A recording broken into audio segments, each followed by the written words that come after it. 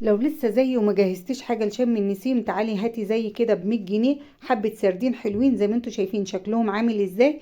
عايزه اقول لكم طازه، واللمعه اللي فيه دي تثبت ان هو طازه يا جماعه، شايفين؟ يلا بينا بقى نغسله كده وسيبيه في المصفى بتاعتك ايه حوالي عن ساعتين، وتعالي بقى ايه اعملي. بس انا كده مستعجله وعايزه اقول لكم بعد 5 ايام عايزين ناكله بسرعه. بجيب الكوبايات الورق بتاعتي واحط فيها المناديل وابدا اقلب السردينه بتاعتي زي ما انتوا شايفين بالشكل ده كده يا جماعه.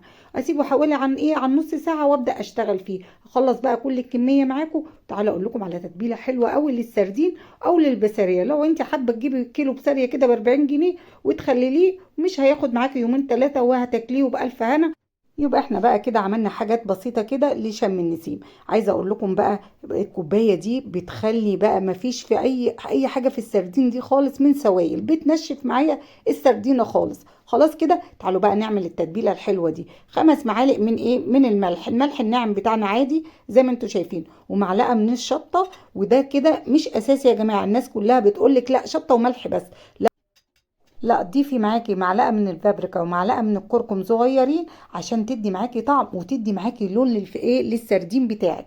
زي ما انتوا شايفين، اول الفسيخ بتاعك بيبقى كده شكله وردي كده، يبقى حاجه تفتح النفس. خلاص، قلبت الخلطه الجباره بتاعتنا، والشطه كمان اختياري، حابه تقللي في الشطه قللي.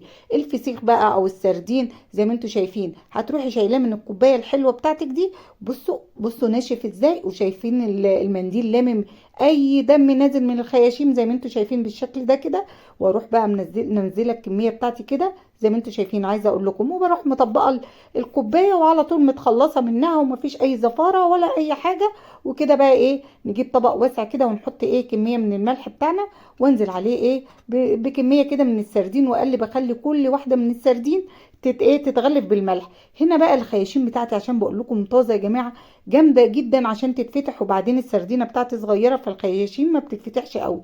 لو هي كبيره معاكي والخياشيم بتتفتح امليها بالملح كمان. خلاص، حطيت كل كميه الملح معايا وقلبت بقى السردين بتاعي كده زي ما انتوا شايفين. حابه بقى تحطيه في علبه وتقفلي عليه حطيه، بس انا هحطه كده في كيسين 3 مع بعض. عايزه اقول لكم شايفين لونه قبل ما يتخلل يا جماعه عامل ازاي. عشان كده بقول لك معلقه الكركم ومعلقه الفابريكا دي بتخلي لونه كده وردي، وطعمه بيبقى معاكي تحفه. يلا بينا بقى في كيس كده باخد 3 عكس 3، يعني 3 احطهم كده من عند الراس و3 كده من عند ايه ديل السمكه. وخلاص كده زي ما انتوا شايفين، وانزل بقى بكل الملح اللي باقي معايا في الكيس زي ما انتوا شايفين يا جماعه، شايفين شكله. يلا بينا بقى نفضي كده الملح اللي باقي معايا كله زي ما انا بقول لكم كده. ولو وصلتوا لغايه هنا ما تنسوش تيتا لايك ومتابعه حبايبي، وان شاء الله هنفتحه مع بعض واقول لكم عمل ايه معايا. خلاص شايفين انتوا كده، بس عايزه اوريكم اتجاه السمك اللي ايه 3 يمين و3 كده عكس التانيين، 3 يمين و3 شمال كده لغايه ايه ما قفلت الكيس بتاعي مع ما ايه معلقه زيت حلوه كده. واربطي بقى طلعي منه اي هواء واربطي الكيس بتاعك زي ما انت شايفه بالشكل ده كده.